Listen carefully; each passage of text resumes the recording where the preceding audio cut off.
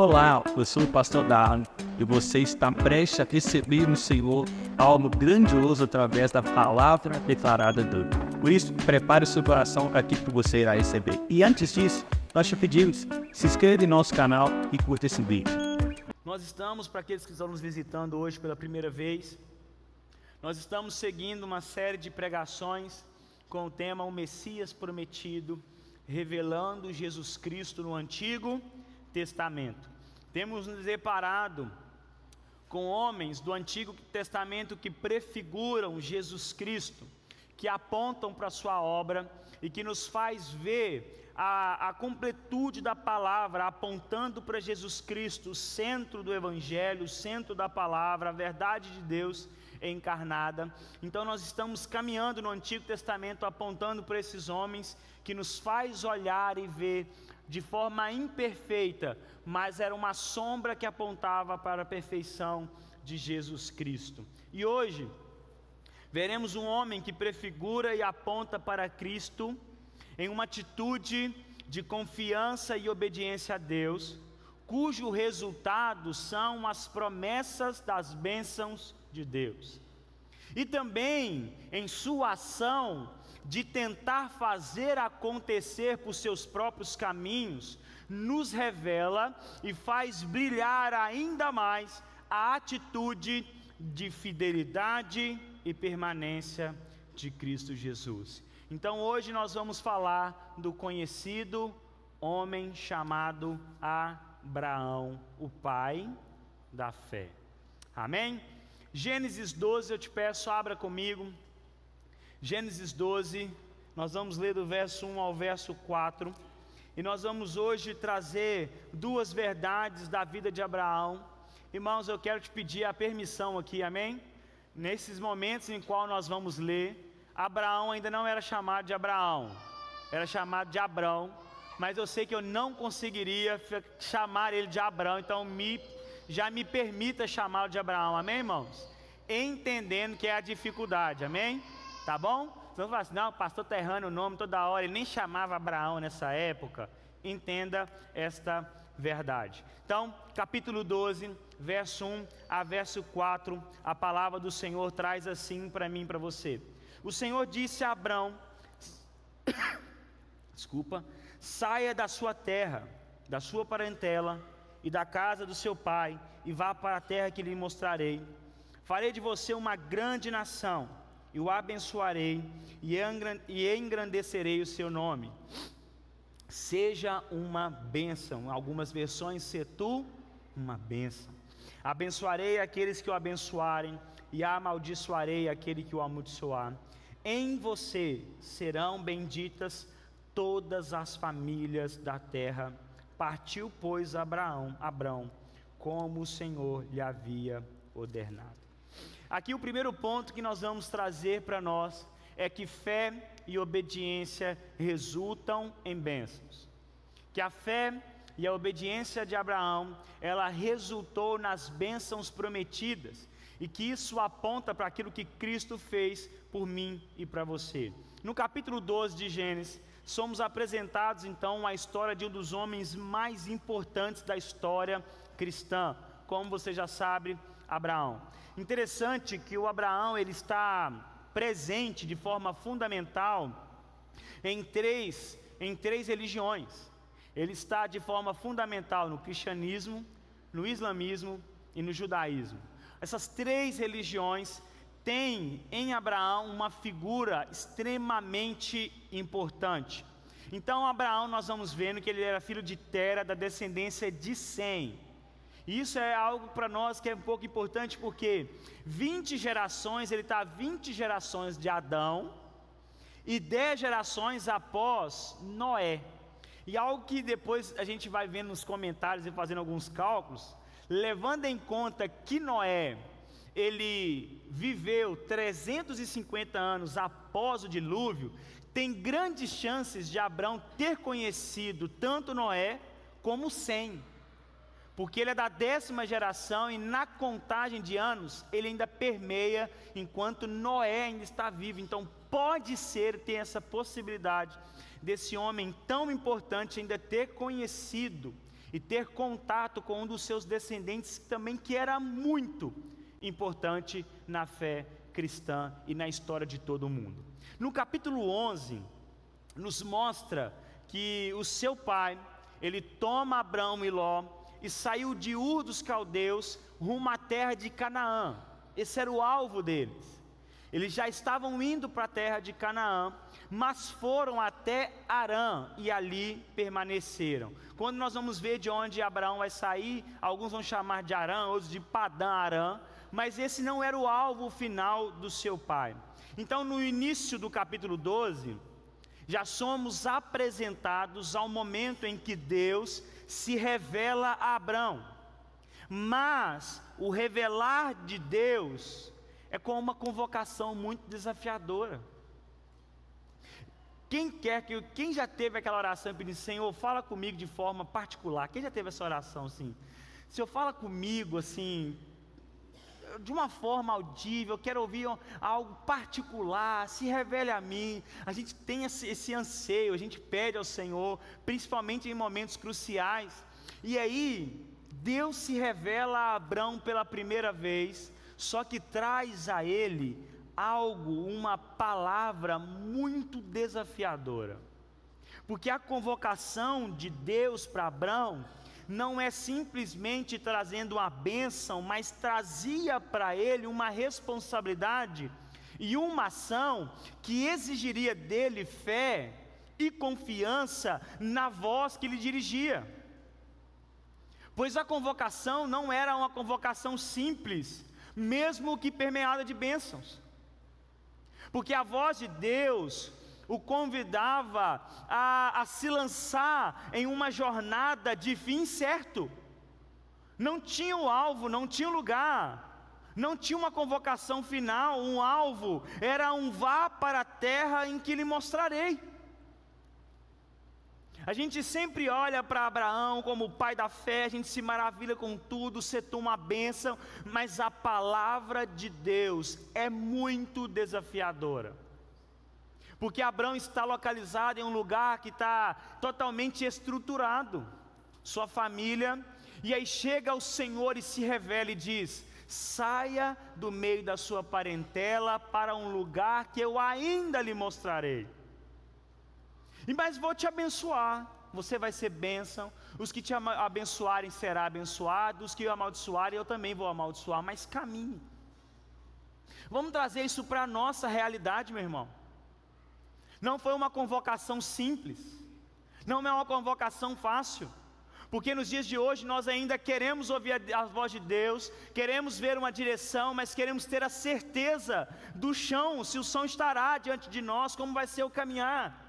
E a única certeza que Abrão tinha era da voz do Senhor dizendo: vá, saia do teu lugar.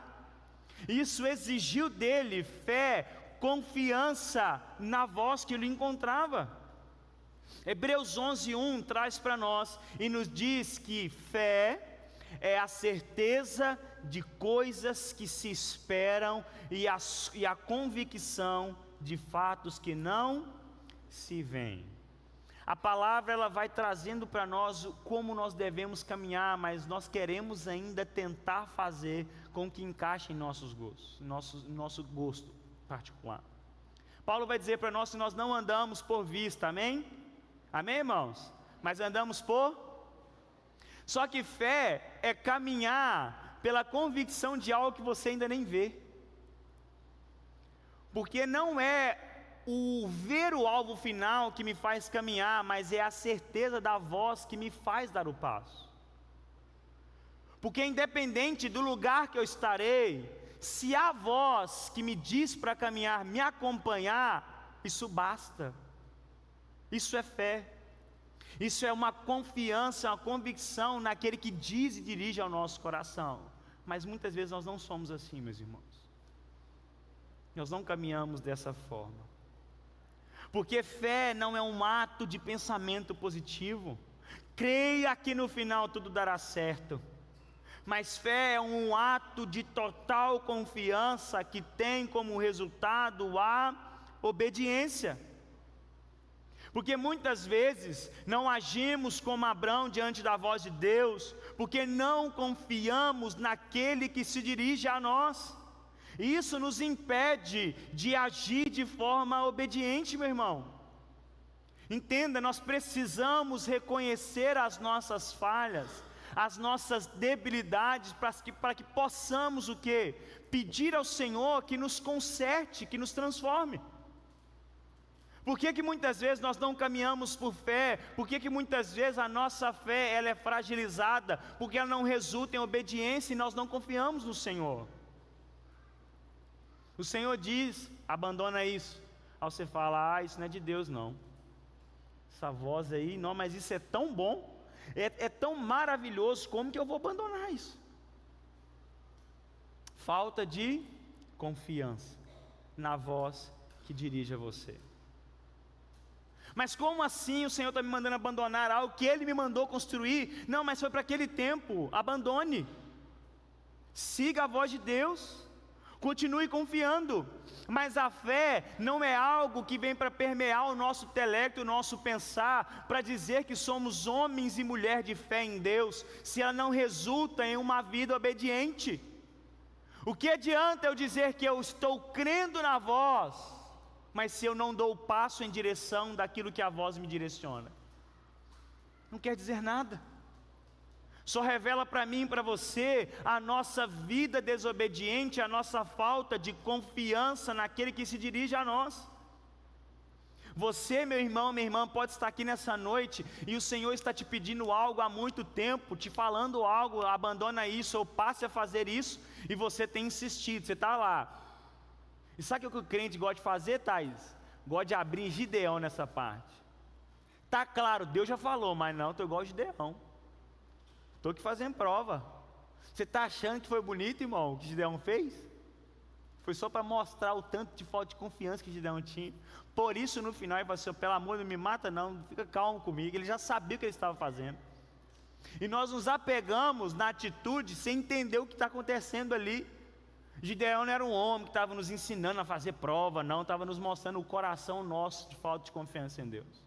Se Deus falou que você é forte, corajoso e vai, meu irmão. Pastor, mas eu sou o mais fraco, vai, Deus falou. Amém? Deus falou que você vai chegar do outro lado, veio tempestade, a chuva está chegando, o barco está quase virando, confia. Se Ele disse que você vai chegar, meu irmão, e se você está sendo guiado pela voz dEle, confie, Ele vai te fazer chegar do outro lado. O que nos impede muitas vezes de ter um coração obediente é a nossa falta de confiança em Deus. Queremos exigir de Deus o plano completo, o plano perfeito. Quem gosta de ser organizado aí nessas coisas assim? Quem é organizado, irmão? Quem projeta? Quem faz planos aí, irmão?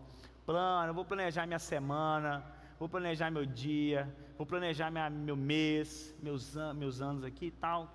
É maravilhoso, né, irmão? Né? Eu não sou assim não, eu sou de caminhar, mas eu planejo também, irmão, um pouco, né, amor? A Jória é mais organizada. Mas, irmão, às vezes a gente quer ser assim para o Senhor, fala assim, Deus, eu até vou, mas cadê o plano perfeito? Cadê o seu, como é que chama do plano? Tem um negócio que chama agora, né? Planner. Cadê o seu planner? Eu falei em inglês, Bruno. Cadê o seu planner, Deus? Porque assim, né? Você só mandou sair, mas para onde? Com qual recurso? Aos crentes, irmão, para onde, Deus? Qual recurso? Mais importante, qual irmão que vou encontrar no caminho? Porque dependendo do irmão meu de Deus, eu já não quero. Porque nós temos um problema, Senhor. Mas você sabe que a culpa é dele. Aí a gente começa. Vai, Senhor, me dá o plano, vai aqui, assina aqui. Mas o Senhor não. O caminho de Deus para nós sempre será um caminho no qual nos ensinará a caminhar por fé e não pelo que temos claro à nossa frente, meu irmão. Sabe por quê? Porque o Senhor Ele não só utiliza do ponto final para te falar algo, Ele utiliza de todo o processo para vir te ensinando. Cada passo, cada semana após semana é Deus ensinando. Não é lá na frente não, eu quero que você se entregue a mim semana após semana, domingo após domingo. Confie para o agora. Se eu disse que eu vou te fazer chegar lá, não importe o meio, só confie na voz e obedeça. O Senhor te trouxe nessa noite porque eu tenho certeza que, assim como Ele fala no meu coração, abandona isso, parou, mas Senhor, se eu parar isso aqui, eu não sei como vai ser a minha vida. Faça isso antes que Ele te tome isso à força. Porque o Senhor está preocupado com a sua eternidade, não com a sua vida agora. Por isso Ele não tem problema de mexer com a nossa estrutura aqui, se for para garantir a nossa eternidade com Ele. Entenda, o Senhor utiliza o caminho para continuar falando ao meu e ao seu coração. E no verso 4 do capítulo que nós lemos, é um versículo que nos choca, porque vai contra o nosso coração que luta em obedecer. O verso 4 diz assim para nós, irmão: partiu, pois. Irmão, Giovana pura aqui. É a Giovana aqui, é a Giovana. Vão sair, a Giovana, vão. Para onde? Não sei, eu vou. A Giovana é desse jeito, irmão. Vão, aí ela nem sabe, a gente vai, vão para o monte, ela já falou, vou, estou dentro. Abraão foi dessa forma, irmão. Vai para esse lugar. Partiu, pois, Abraão, como o Senhor lhe havia ordenado. Irmãos, e no livro de Hebreus ratifica isso dizendo assim, olha: pela fé, Abraão, quando chamado, obedeceu, a fim de ir para um lugar que devia receber como herança, e partiu sem saber para onde ia. Lá no livro de Hebreus continua trazendo a mesma realidade, porque alguns vão ainda pensar que no meio dessa jornada é como se Abraão soubesse para onde estava indo. Mas o hebreu vai dizer assim: Abraão deu o passo em obediência sem saber para onde estava indo. Irmãos, e é algo muito louco, porque não é igual a gente hoje. Se eu solto você na BR, você olha, você caminha um pouquinho, você encontra uma placa e você sabe para onde você está caminhando. Era deserto, irmão, era só assim: eu vou para esse canto aqui então, deve ser aqui, e eu vou parar em algum lugar, e eu vou caminhando. Mas um coração disposto a obedecer e que se entregou em confiança ao Senhor que se revelou Ele naquele lugar. Nós temos que entender que a voz de Deus não vem para nos direcionar em bons conselhos, mas ordenanças que geram vida ao coração obediente. Amém, irmãos? Olha o que Abraão está dizendo, olha o que o texto diz para nós. Abraão foi e obedeceu o que o Senhor tinha lhe ordenado. Vira para o irmão que está do seu lado. Brincando com a Bruna, não precisa não. Foi proibido. Irmão, fala para o irmão assim: meu irmão, Deus não te dá bons conselhos. Deus, Ele ordena. Amém, irmão? É porque a gente trata a Bíblia como se fosse um livro de ótimos conselhos. Não. Ele mais os meus 10 livros de autoajuda são livros maravilhosos, conselhos para a minha vida. Não são, são ordens para nós. Aqui não tem opção de não fazer, porque conselho, o que eu faço com conselho, irmão? Você tem a opção de fazer o quê? De seguir ou não, né? Chega assim: ô meu irmão, faz isso não. Beleza, obrigado demais, gostei demais do teu conselho, mas seguirei o quê? Outro caminho. Porque o conselho, nós temos isso, mas nós temos que entender que quando Deus direciona você, é uma ordem, é uma ordenança de cuidado, é uma ordenança de proteção, é uma ordem que te direciona para a plena vontade de Deus. Só que quando a gente fala ordem, a gente arrepia, sabe por quê? A gente acha que nós somos Deus de nós mesmos. Falar de ordem, mas que Deus mal, que Deus que é, não, meu irmão, é cuidado, é o Pai bondoso te direcionando para a plena vontade dEle. Muitas vezes o pai e a mãe aqui não tem que dar uma ordem para o filho. Não parece que o filho fica chateado ainda, com a cara emburrada assim: meu pai está sendo ruim comigo agora, mas você permanece com a sua palavra, porque você tem a certeza que o que você está o mandando fazer é o quê? O melhor para ele. E é a mesma coisa com o Senhor. vai doer, vai emburrar a gente, irmão, mas faça, permanece, porque é uma ordem do Senhor. Irmãos, essa noite é um momento para a gente refletir o grau de confiança, fé e relacionamento que nós temos com Deus. Pensa um pouco no seu lugar aí, por favor, como seria a sua resposta a Deus diante dessa ordem? Como seria, irmãos? Se lance agora no desconhecido, confiando somente que eu irei guiar você. Como o seu coração responderia, meu irmão? Pense em algo que te estrutura hoje. Tua família, o teu trabalho, o curso que você faz. Pensa aí, irmãos, a empresa que você construiu. Imagina se o Senhor chegasse hoje e falasse: olha, me dá ela.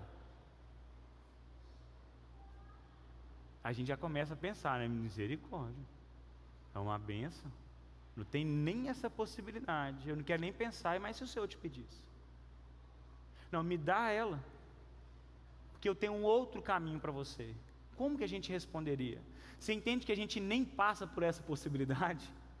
Sabe por que a gente nem quer pensar nessa possibilidade? Porque muitas vezes a gente sabe que o nosso coração não iria obedecer, que a gente duvidaria que essa era a voz de Deus. Sabe por quê? Nós nos acostumamos com aquilo que temos, mas o que nós precisamos nos acostumar é seguir a vontade de Deus. Vá, eu vou. Pare, eu paro. Essa é a vida do cristão. Philip Yancey, no seu livro A Pergunta que Não Quer Calar, um livro maravilhoso, fininho. A pergunta que não quer calar é a pergunta: onde está Deus no sofrimento? É um livro, irmãos, maravilhoso. E ele tem uma frase que eu carrego para a vida, e ele diz o seguinte: a fé, concluí eu, significa acreditar de antemão naquilo que só fará sentido do fim para o começo. Irmão, quando eu li essa frase a primeira vez, eu comecei a entender e ver muitas coisas que aconteciam na minha vida. Quem já experimentou isso, irmãos? De começar a caminhar algo e não entender nada, e falar assim: isso aqui não tem Deus nisso aqui não. No final você fala: era para isso. Entendi, Senhor, o que o Senhor queria comigo. Eu entendi qual que era o ensino que o Senhor queria trazer a mim. Mas sabe o que te fez chegar nesse lugar? É a confiança de, mesmo sem entender no momento, eu prossigo nesse caminho, porque eu sei que é o lugar que o Senhor mandou eu caminhar. Não saia da vontade de Deus. E eu entenda, a maioria das vezes, a palavra do Senhor vai vir contra os seus anseios. A palavra vai vir contra os seus sonhos, os seus projetos, porque muitas vezes os nossos sonhos, os nossos anseios querem nos enganar, irmãos. Porque o nosso coração é enganoso. Mas entenda, porque a maioria das coisas que Deus nos convocará a viver e experimentar, não virá de forma completa. Porque sempre será um exercício para a nossa fé e confiança, que Ele estará não somente em toda a jornada, mas que estará no fim, fazendo com que tudo faça sentido. Entenda, o Senhor nesse tempo está mudando e moldando o teu coração, mas confie que as bênçãos fluem de Deus diante da palavra declarada. A fé e a confiança que resulta de um coração obediente nos faz experimentar destas bênçãos. Permaneça, meu irmão, permaneça ouvindo a voz do Senhor, permaneça nesse lugar. Não deixe que o teu coração te leve a viver uma vida desobediente. Então o Senhor declara bênção sobre Abrão: grande nação, engrandecerei o seu nome, será uma bênção, abençoarei os que te abençoarem, amaldiçoar o que te amaldiçoar. E ele declara: em você serão benditas todas as famílias da terra. Irmãos, muitos hoje querem experimentar das bênçãos de Deus sem passar e sujeitar ao processo de total obediência a Deus. Nós queremos colher os frutos, mas não queremos passar pelo processo. Queremos ter as bênçãos, mas não queremos ser moldados pelo processo que nos leva a uma bênção. Não existe esse caminho em Deus. Não existe.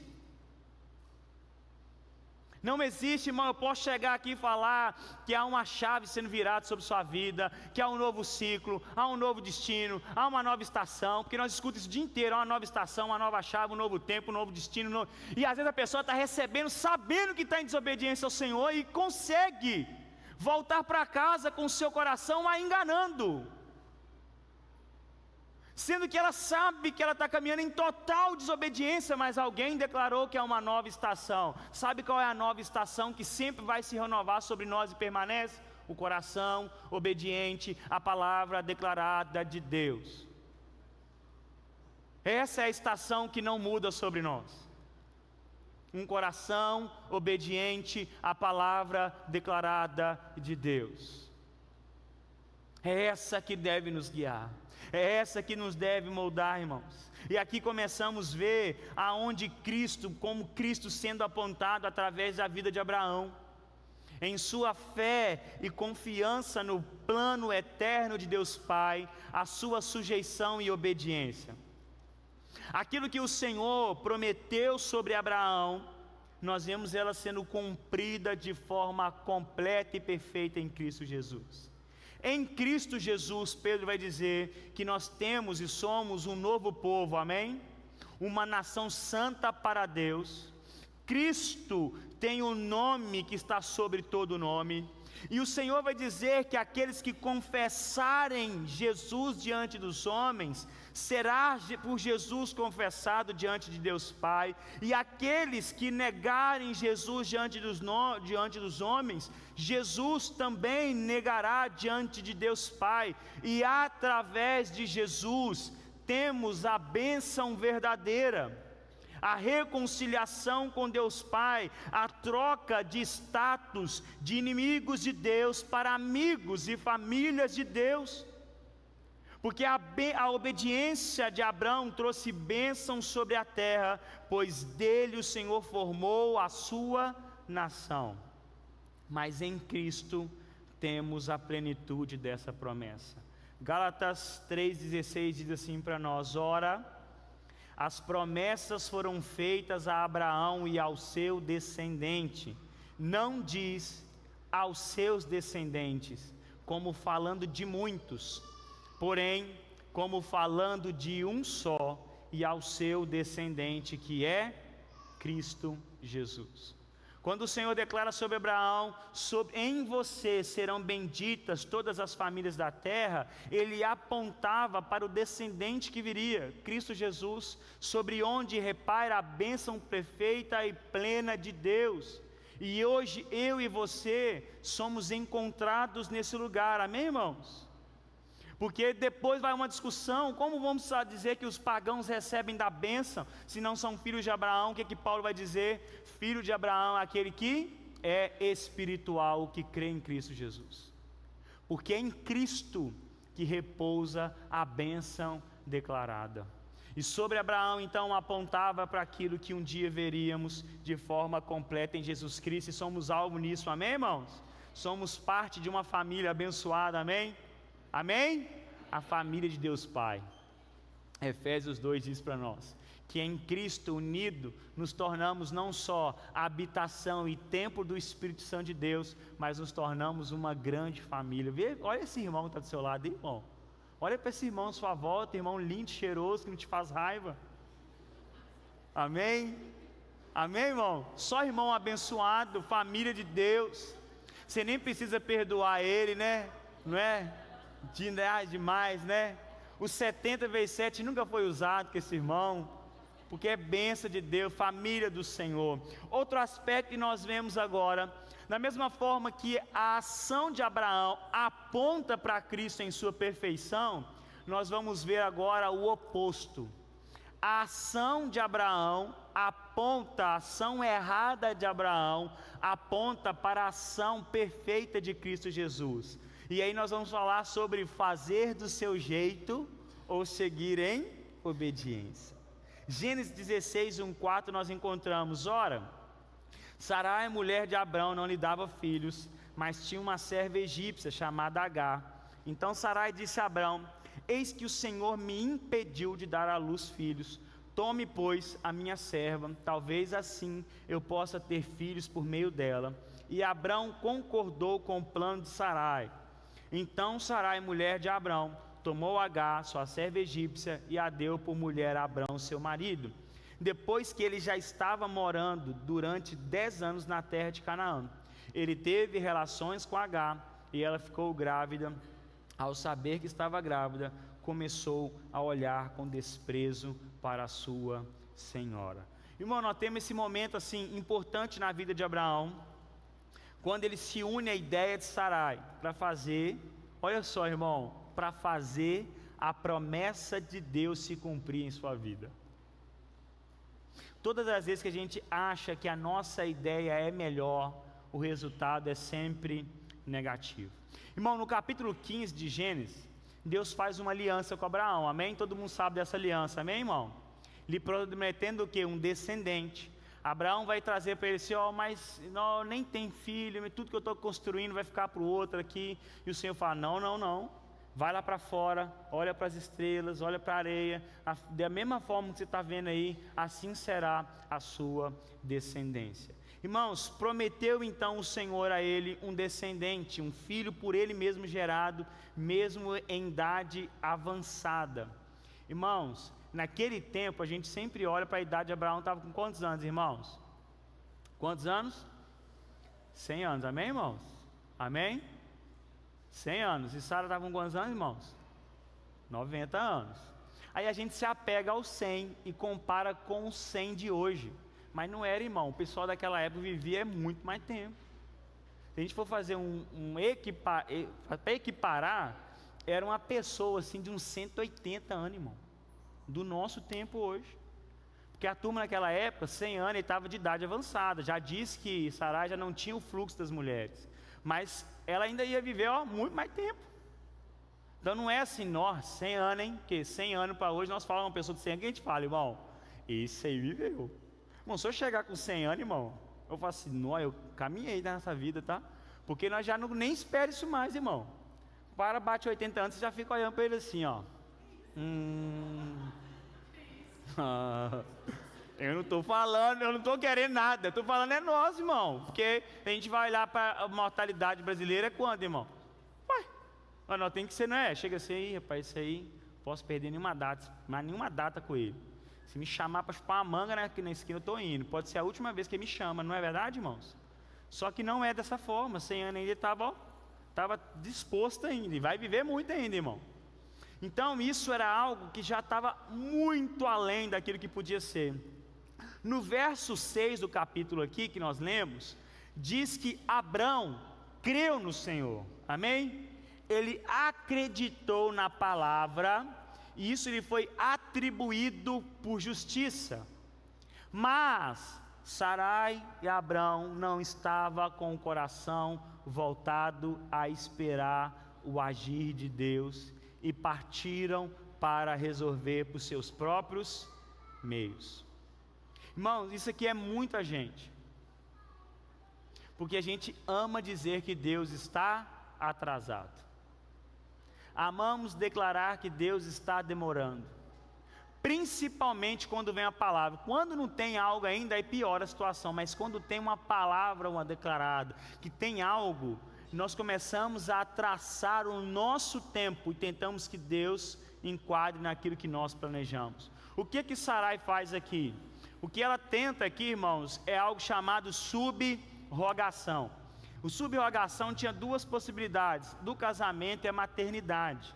Nós vamos ver essa prática muito, mas muito, porque era muito comum naquele tempo. O que acontecia? A senhora, né, a dona, a patroa, vamos colocar assim, ela era estéril, não podia ter filhos. E como que a subrogação funcionava? Ela entregava a sua escrava para o seu marido ter relações com ela. Então era uma decisão que partia dela. E no momento no qual o filho nascesse, no momento do parto, a senhora deveria estar lá. Ela tinha que estar lá. Saiu o menino, ela o toma para si. Isso era uma atitude comum da época. Então alguns comentários vão dizer, se a senhora aconteceu alguma coisa e nasceu o menino, já não é dela mais. Então ela parte para isso uma prática muito comum, e a gente não vai ver que Abrão, o homem que acabou de ter a sua fé imputada como justiça, indo muito, não, vamos esperar, Sarai, que isso, pouco tempo. Abrão, irmão, porque a gente sempre fala de Sara, irmão, mas Abrão está ali, fazer nada, né? Sexta-feira, não fazendo nada. Você viu que foi minha esposa. Abraão está lá, irmão. O homem que tinha acabado de atribuir justiça, porque o que eu mais vejo gente lendo e ensinando esse texto é descendo na Sara, irmão. Só que pensa, já é uma mulher que está lutando com a esterilidade há muitos anos. É uma mulher que está sofrendo, irmãos. E aí ela, no momento de desespero, ela não simplesmente quer fazer com que a promessa aconteça, mas ela não quer correr o risco de quê? A mulher tinha valor naquela época quando dava o quê? Um filho para o seu marido. Então ela poderia estar, irmão, ela está cheia de questões. Se eu morro agora, eu já estou lá em cima, já estou descendo a montanha. Se eu morro agora, eu vou ser lembrada como a mulher que não deu descendência para o meu marido. Então ela age nisso, e quando a gente vai olhar para Sarai, nós temos que olhar para Abrão, o cara que tinha acabado de crer em Deus, o homem que estava caminhando, que já tinha caminhado para o incerto. Por que não permaneceu? Mas é porque o Senhor sempre nos mostra que mesmo os heróis da fé, da galeria da fé da palavra, são falhos e precisamos olhar para o nosso coração. Então Abraão e Sara, no aparente atraso de Deus, decidem o que? Vamos fazer isso, tem que dar certo. Alguns comentários que eu estava estudando aqui disseram que da promessa de Deus é difícil temporizar isso, mas alguns estavam dizendo que da promessa ao momento que Isaac nasce, irmãos, é 25 anos. Então passa muito tempo ainda. Quem está preparado para esperar 25 anos uma benção aí? Ninguém. Mas nós não quer julgar a Sara, né? E eu estou aqui julgando Abraão também. Mas há um espaço de tempo. Há uma fé sendo aqui provada. Mas a ideia é o quê? Permanecer. Continuar. Estar ali, voltada com o coração do Senhor. E muitas vezes fazemos igual Abraão, irmãos. Confiamos no Senhor, cremos nele. Nós viemos aqui no culto, o Senhor através da palavra, não é através de mim não, através da palavra, traz uma palavra declarada ao teu coração, revela uma direção para você, e você crê, você fala, essa palavra é para mim, sou eu, o Senhor vai me dar essa vitória, o Senhor vai me entregar isso, passa a segunda-feira, eu vou levantar, estou cheio de fé, meu Deus, eu estou chegando, hoje eu estou mais crente do mundo, e não chega a bênção. Chega a terça, chega a quarta, chega a quinta e nada, chega a sexta, aí você fala, rapaz, será que é para mim colocar a mão? Será que é para mim fazer? Quantas vezes, por qualquer aparente atraso de Deus, tomamos as rédeas da nossa vida? E ainda às vezes pensamos, ninguém vai perceber nada, sabe por quê? Eu vou fazer de uma forma que o resultado seja até o mesmo, até bem parecido com o resultado prometido por Deus. Irmãos, Abraão está tão focado na ação errada que ele teve, e essa ação ele vai perpetuar, não só na história de Abraão, mas de toda a história de Israel, irmãos.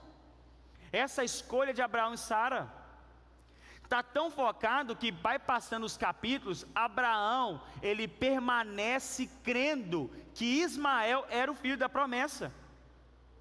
Ele está tão convicto, não, eu fiz, Deus prometeu, Sara me deu uma ideia, amei demais a ideia, parti para cumprir ela. Deu certo, aqui a promessa de Deus, ninguém vai falar nada, está aqui, Deus fala, não vai ser ele, vai ser através de Sara. Porque muitas vezes achamos, porque o resultado é positivo, o Senhor se esquece do processo, se esquece do caminho. Irmão, tem muita gente que está sendo enganado por bons resultados, por bons acertos, mas com um caminho todo contra a vontade de Deus, e o Senhor ainda vê. Entenda, meu irmão, não há lugar de obediência, sendo que ela não é total. Entenda, nós queremos olhar só para o fim, mas o Senhor, o que Ele quer fazer é trabalhar conosco durante todo o processo, na declaração ao nosso coração, no confiar, no saber esperar, no esperar e no cumprimento da promessa sobre as nossas vidas. Em cada estação dessa, o Senhor fala ao nosso coração e trabalha conosco.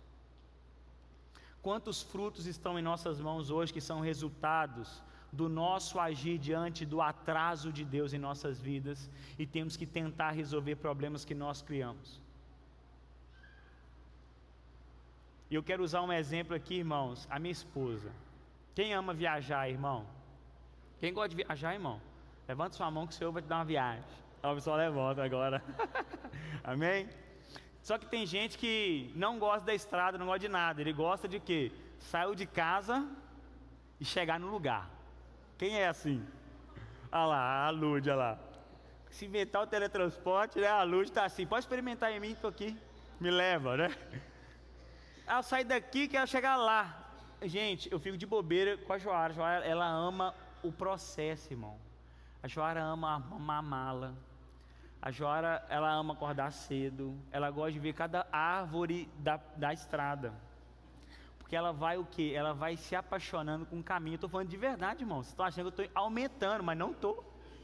Teve uma viagem dessa que eu falei com a Joara assim: amor, deixa as minhas dormir. Porque a Joara ficava assim: olha lá aquela árvore lá. Aí passa, não é? Aí a Joara olhava: olha aquela pedra que linda. Gente, aí ela ama o processo. Ela ama tudo, irmão. Eu falo que a Joara assim: a moça está cansada, amor, dorme. Não quer dormir. Quer ficar acordado, quero ver tudo. E ela vê, irmão, e celebra, irmão. E aí melhor, porque eu tô te falando é de coração. Ela fica assim: amor, eu tô vendo Deus naquela pedra. Que é coisa maravilhosa de Deus. Olha como é que Deus é maravilhoso. E nós fazemos uma curva, olha lá aquela árvore. Que árvore maravilhosa. Irmãos, por quê? Ela ama o processo, irmão. Ela ama a viagem, irmão. Irmão, se eu não estiver dirigindo, eu durmo na porta de casa e acordo lá. Diante de Deus, irmão. Uma vez eu fui para Gramado, eu entrei no avião, eu dormi. Cheguei na escala, eu dormi. Na van, eu dormi. Acordei na porta do hotel. Eu acordei, irmão. O lanchinho do avião eu nem vejo, já hora guarda para mim. Irmão, porque eu quero chegar lá. Eu quero é dormir. Me deixa. Se eu não estiver dirigindo, eu vou dormir. Mas por que eu estou trazendo esse exemplo? Porque a gente precisa ser assim. Amar o processo. Eu sei que é difícil, irmão. Mas o difícil não é por culpa de Deus. O difícil é culpa nossa. Porque Ele precisa vir amassar a gente.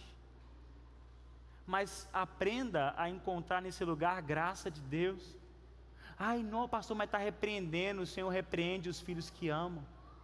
Olha o que o texto vai dizer para mim e para você. Se nós não recebemos a repreensão de Deus, somos filhos bastardos.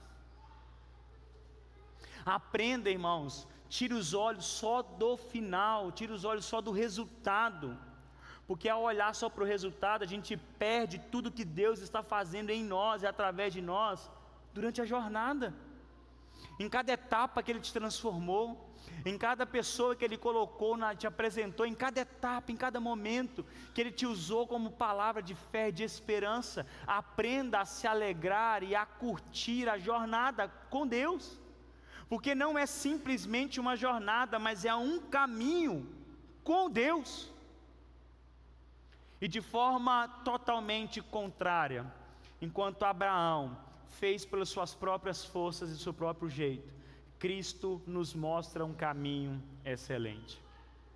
Mateus capítulo 4, nós temos a tentação de Jesus no deserto, e muitos acham que a tentação envolve o diabo tentando simplesmente fazendo que Jesus o adorasse. Mas o que estava em jogo ali era que o Senhor, ao se colocar naquilo que o diabo trazia, era para que Ele mostrasse antes do tempo e a seu modo o que Ele era em Deus. Era um abuso do poder para que o povo já o reconhecesse como o rei dos judeus, como o enviado de Deus, mas não passando pelo processo que Deus preparou, mas de uma forma encurtada, uma forma que tiraria o sofrimento, uma forma que te tiraria toda a perseguição. Vai, revele-se, mostre que você é o Filho de Deus. Entenda porque o Senhor, o que o diabo trouxe a Jesus, não era nada de ruim, irmãos, era provisão, era proteção, era poder, mas era a sua forma, era para trazer e fazer com que o plano caminhasse da forma com que ele queria. Mas o Senhor permaneceu para revelar Deus e a si mesmo conforme o Senhor planejou. Ele permaneceu fiel e obediente até o final. Percebe que tudo que o diabo ofereceu, Jesus teve e tinha em Deus, mas ele não quis fazer do seu jeito. Ele escolheu permanecer em confiança e se colocando em cada etapa do processo. Vai, transforma pedra em pães. Você acha que o diabo estava preocupado com ele? Não, vai, mostra para todo mundo logo que você é o poderoso. Vai, mostra, você já vê, você é o Filho de Deus, se revele.